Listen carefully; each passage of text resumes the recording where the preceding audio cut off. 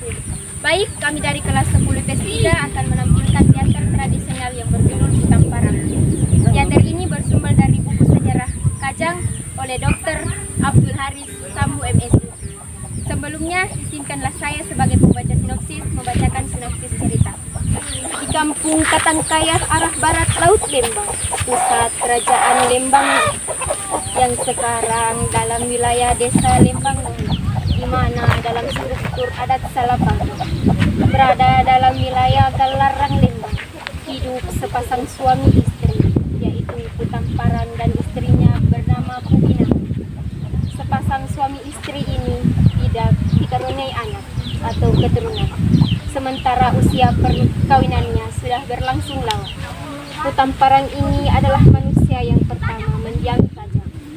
Itulah sebabnya sebagian orang Kajang menyebutnya Bu Adam, yang diposisikan sebagai manusia pertama di Kajang. Nama gelar atau Pak Dewengannya yaitu Daeng Maluang, sesuai kondisi laut, sedangkan Pubinanga istri pertamanya berasal dari Luwu, putri Puang Latte. Putam Parang selain sebagai petani juga sebagai nelayan sambilan. Itulah sebabnya diberi nama Putam Parang, sesuai kesukaannya menangkap ikan di laut dengan menggunakan jaring atau orang Kajang menyebutnya jala, sejenis alat tangkap seperti kelambu. Cara mengoperasikan dengan melempar pada arah yang diduga terdapat ikan. Daerah operasi penangkapan ikan oleh Putam Parang yaitu dari utara mulai muara Sungai Roa dan ke selatan sampai Lembang Keke. Putam Parang fokus daerah operasi penangkapan ikan yaitu di sebelah selatan muara Sungai Roa. Itulah sebabnya sehingga kampung ini diberi nama Jalaya dan salah satu nama Galarang dalam wilayah kerajaan Lembang pada masa lampau, yang dalam perkembangannya dari nama Jalaya menjadi Kelurahan Tanah Jaya. Suatu ketika Pubinanga, istri Putam Parang, mau makan ikan dan meminta suaminya pergi menangkap ikan di laut. Spontan saja Putam Parang menuruti permintaan istrinya. Andre cukup. Akan tetapi hari itu lagi sial. Tidak seperti dari biasanya, mulai pagi sampai sore, Putam Parang tidak berhasil. Tidak seekor pun ikan berhasil ditangkapnya. Namun ada keganjalan hari itu yang dialami Putam Parang. Setiap kali melempar jalannya, dikiranya berhasil menangkap ikan. Karena terasa berat menariknya, ternyata jala tersebut hanya berisi seruas bambu beton atau sejenis bambu berukuran besar.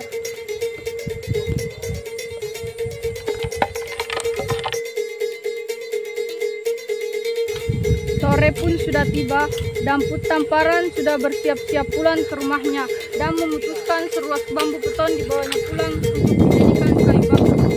Sesampainya di rumah, Putam Parang menyampaikan kejadian yang dialami kepada istrinya, bahwa dirinya tidak berhasil menangkap ikan, dan dijawab oleh istri. Talang ngura-ngura jitania dan lekang pajuku sak baramami kile batami diusahai. Putam Parang menyampaikan kepada istrinya bahwa setiap melempar jalannya, seruas bambu beton ini yang selalu masuk dalam jala, sehingga ia membawanya pulang untuk kayu bakar. Karena bambu tersebut masih dalam keadaan basah, maka disimpanlah sementara di atas katapi.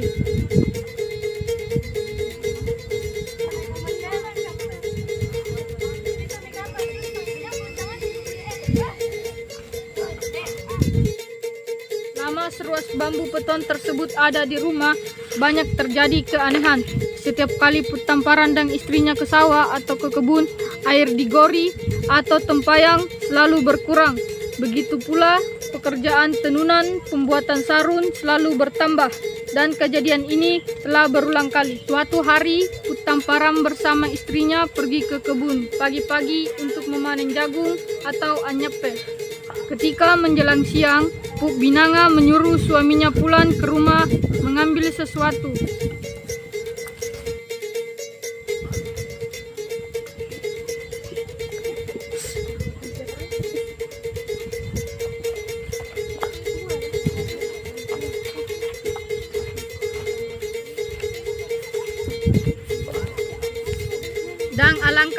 Nampaknya Putamparang ketika sampai di rumah dan dilihatnya seorang perempuan cantik keluar dari seruas bambu beton yang disimpan di atas katapi. Spontan Putamparang sembunyi sambil mengamati gerak-gerik perempuan yang keluar dari bambu tersebut. Tidak begitu lama Putamparang mengamati aktivitas perempuan cantik itu yang membuat berbagai keanehan di rumah selama ini. Sebelum perempuan itu melanjutkan pekerjaan tenunan tersebut, Putamparang langsung menegur perempuan itu. Naik konto apa noleken nek? Perempuan itu langsung kaget dan seakan menyesal kenapa terjadi seperti ini sambil menjawab dengan nada yang lembut. Nak kemene tahu riutu suri dewaya amantang riane nageria. Setelah terjadi percakapan singkat dengan perempuan yang keluar dari seruas bambu potong itu, Putamparang kembali lagi ke kebun dan langsung menyampaikan peristiwa ini kepada istrinya. Kalau di rumah ada perempuan cantik yang keluar dari seruas bambu potong yang disimpan di atas katapi. Spontan Puk Binanga menjawab dengan nada yang membenarkan suaminya dan mengatakan, berarti perempuan itulah yang selama ini sering membuat keanehan di rumah. Sudah sering kali kalau rumah ditinggal air ditempayang habis, begitu pula pekerjaan lain sering mengalami perubahan. Misalnya tenunan yang ditinggalkan bertambah. Selanjutnya pasangan suami istri ini menyelesaikan pekerjaannya dan bergegas untuk pulang ke rumah. Bagi Puk Binanga tidak tahan lagi ingin melihat perempuan yang keluar dari bambu itu.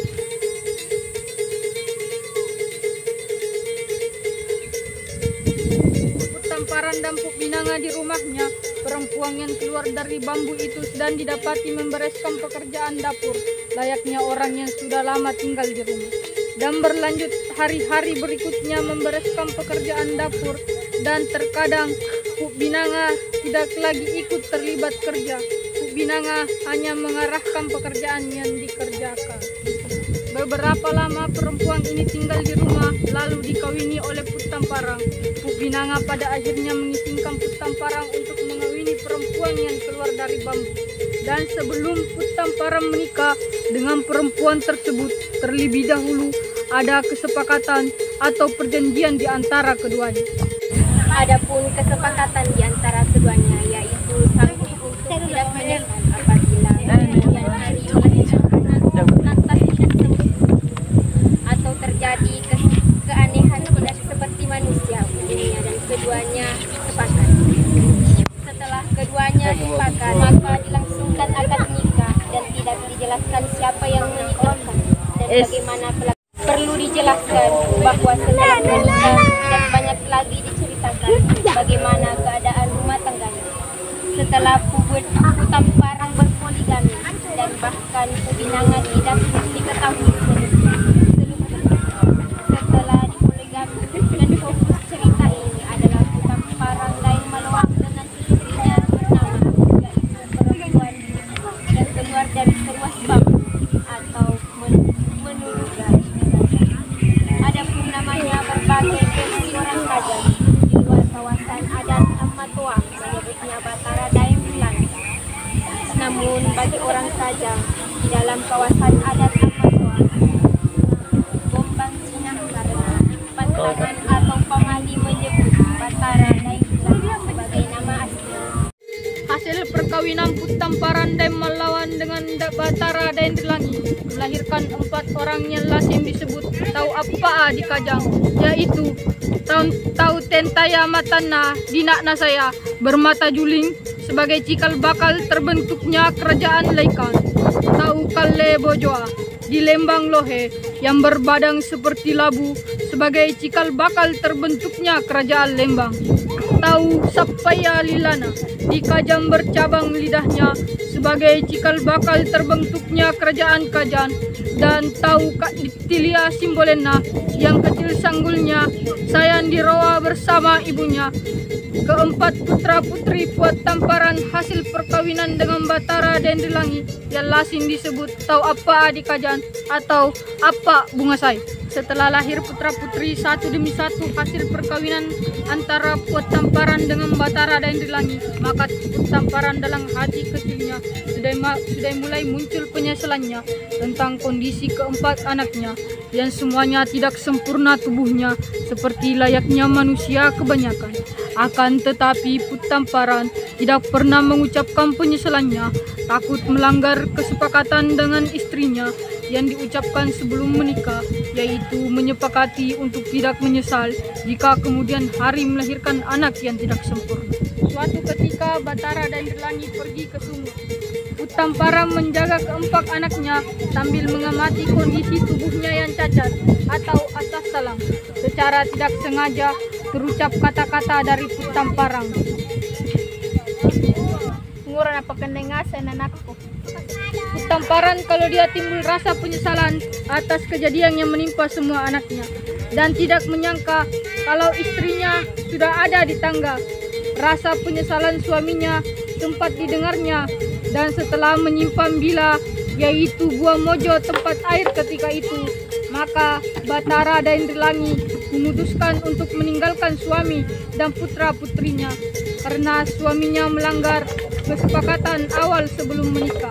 Batara Daendrilangi langsung berkemas-kemas untuk siap-siap pergi meninggalkan rumah suami dan anak-anaknya kecuali anak yang keempat di bawahnya. Dengan pertimbangan masih kecil, diceritakan kalau Batara Daendrilangi meninggalkan rumah bersama anak keempatnya, yaitu kau tahu Kak Ditilia Simbolena, menuju Sungai Rawa dan setelah turun di air langsung menghilang. Sementara Puat Tamparan mengikutinya dan berusaha menyelam mencari istri dan anaknya dalam sungai, namun tidak ditemukan. Itulah sebabnya dinamai Rawa.